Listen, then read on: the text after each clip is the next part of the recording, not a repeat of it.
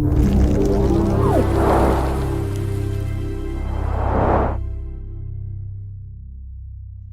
all. It's John Harrell. I'm the CFO of ZenLedger. We simplify crypto taxes with software. And it's an absolute pleasure to have with us today Brian Foster of Dash Core Group. Brian, how are you? Doing good, Shante. Looking forward to the conversation. Excellent, excellent. So thanks again for your time, and especially with everything from regulation impending to headline news and the time of the year, which we know it's tax season. We at ZenLedger wanted to arm both merchants and interested parties with the most relevant information, and that's why we've launched our first annual tax awareness week. So honestly, it's a pleasure to have you here. And so I'd like to talk, given your background and your role as head of product at Dash Core Group, I'd like to talk about merchants and their crypto tax obligations, which is honestly kind of a bit of a murky topic. And we've gotten a lot of questions here at ZenLedger. I'm sure you've gotten a lot of questions. And so we'll kick off with a bit of introduction as to you and what you do at Dash Core Group, and how it impacts merchants, and then we can dive in. Yeah, it sounds good. Briefly, my background professionally is I've been in finance, investments, accounting for 20 plus years, mostly on the IT side of things. Payments has also been an integral part of my past. I've been with Dash Core Group for about 4.5 years, maybe a little bit more now, in various roles, but mostly on the product side. As far as merchants are concerned, we basically are targeting any category.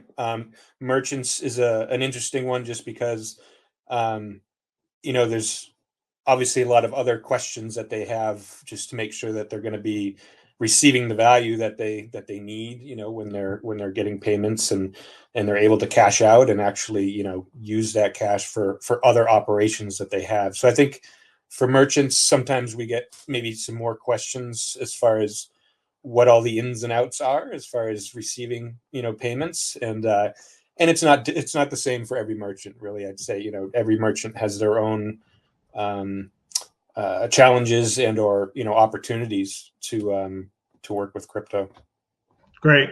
So let's maybe take a step back and walk through the kind of partnership that you have with merchants. And so if a merchant says, I'd like to accept crypto, how does Dash Core Group enable that?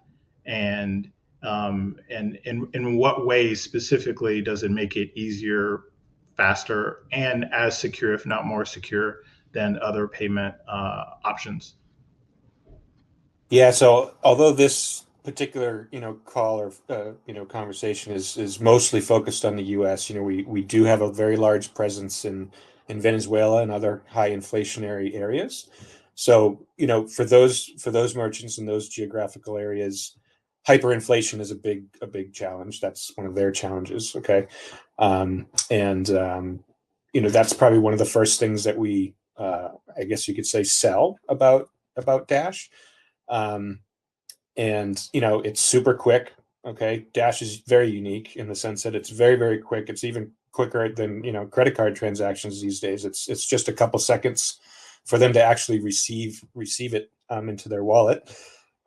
Very, very cheap. So with Bitcoin transactions, you could be talking minutes, or depending on how congested the network is, hours potentially, and much higher fees. There are different layers of and different versions, I'll call it, of the Bitcoin network and how you can make payments. But for the most part, Dash is it sets the bar for very, very cheap, less than 1 cent type transaction fees. So that would Wow. be probably the biggest benefit on the US side. The biggest on the hyperinflation area is the being able to get it very quick and being able to have a stable currency that they don't have in their normal markets.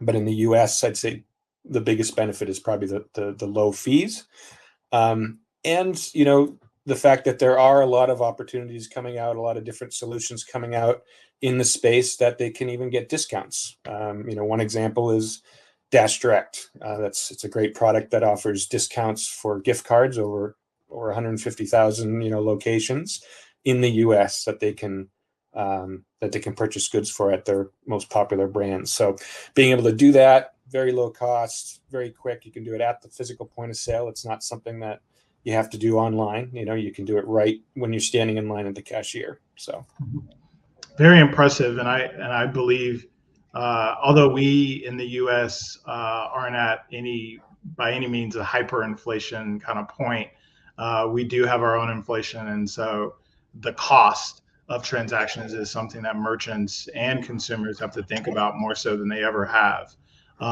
Let's switch gears a bit and talk about, once that transaction has happened, you said it, when we first started, that there are a lot of questions that merchants have, especially about their obligations. It could be tax, it could be related to tax, such as compliance. Can you talk about some of those obligations that folks have, and kind of those most frequent questions are kind of what we'd like to hear about? Yeah, so I think probably one of the biggest things, which is related to tax, certainly, is anything regulatory. I think the biggest question that comes up is, well, it's not regulated, right? Or it's not regulated enough. So they get, there's concerns on that front. And we at Dash Corp Group, and I think the space in general, I think, will benefit from more regulation as long as it's done well, right? But that's probably the biggest question. I usually answer that saying, we're looking forward to more regulation. That's reasonable. That makes sense. And one of those is tax. But there is already regulation surrounding tax, so it's really just kind of it's an educational, topic. Really, just saying, you do have to pay taxes on transaction activity, but that's why we now, have great partners like, Zenledger to be able to handle that.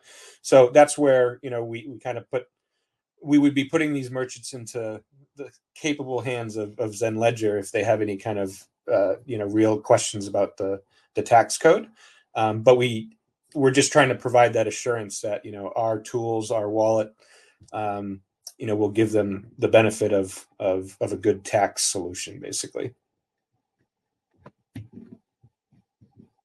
I think I lost your audio there, Jante. You're still on mute. Absolutely. When you think about the potential regulation that could come around, there's been kind of many scares, if you will, that said anything around $600 you have to file. And so that kind of we had an outpouring of kind of questions from individuals and small businesses in terms of their obligations there. What are your thoughts in terms of kind of, what makes sense for merchants given, the climate, and given that most merchants are trying to lower their costs, is what you mentioned before, and then the consumers are just trying to get freedom to use various forms of payments.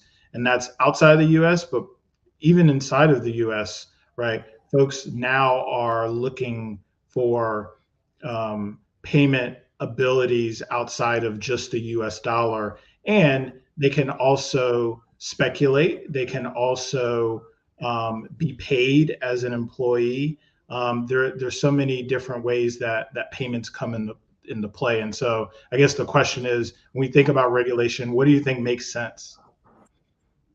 Well, we do, excuse me, we do interact with the Blockchain Association, which, they provide a really good support for the crypto industry at government. One of the things that I've brought up and that I certainly advocate for is transaction limit. So right now, everything essentially is taxed, right? It's just taxed as an investment, essentially. What I'd like to see is that either one of at least two things, that either only transactions over, a certain limit are taxed, i.e., smaller payments, basically, that make sense, that it's not some big ticket item that you're trying to avoid tax. It's just a reasonable payment, for goods or services, basically. I'd like to see either that at a minimum, or even potentially being able to detect when a transaction is going to a merchant as opposed to, say, some other individual. So if it's going to a merchant, it's very clear you're making payment for goods or services, and it shouldn't be subject to tax. So that's kind of what I'd like to see, and Dash is very well suited for that, because in particular, in the coming months, we're going to be coming out with an enhancement to our protocol, where we're going to be able to have more identity information stored and attached to your wallet. So we'll be able to classify certain users as a merchant or as an individual, in which case it's even more useful information to be able to manage the taxes, no matter how they regulate it. So that's great. And I think usability and transparency are some of the themes you were mentioning, and those are frankly essential to what we see as some uncertainty with regulation. But I think, I'm aligned with you in terms of, understanding where you stand, if you're an individual or you're a merchant, and also being transparent to say, here are my transactions. I'm not trying to hide anything. All my transactions are traceable. They're on board. I think that is something that merchants are going to have to kind of, frankly, get prepared for. And I think, right, your platform, Dash Core Group, is basically helping that, and then we're helping them on the other side when it's time to file. Absolutely, yeah. So, all right, Brian, I want to thank you for your time. Any last points that we missed that you want to cover? No, I mean, I think it always can get a little bit more complicated, I'd say, from a tax or accounting perspective, when you're dealing with international payments, or you're paying and associating your transactions with different fiat currencies. But it is still a benefit. I mean, it's with our low fees, it's extremely cheap, as it is with any cryptocurrency, but it's particularly cheap with Dash. When you're paying, as a merchant, you're receiving international payments too. So it's not just the physical point of sale. Obviously, there are benefits across the oceans as well. Well, great. Thanks for those takeaway points, Brian. Sure. It's a pleasure.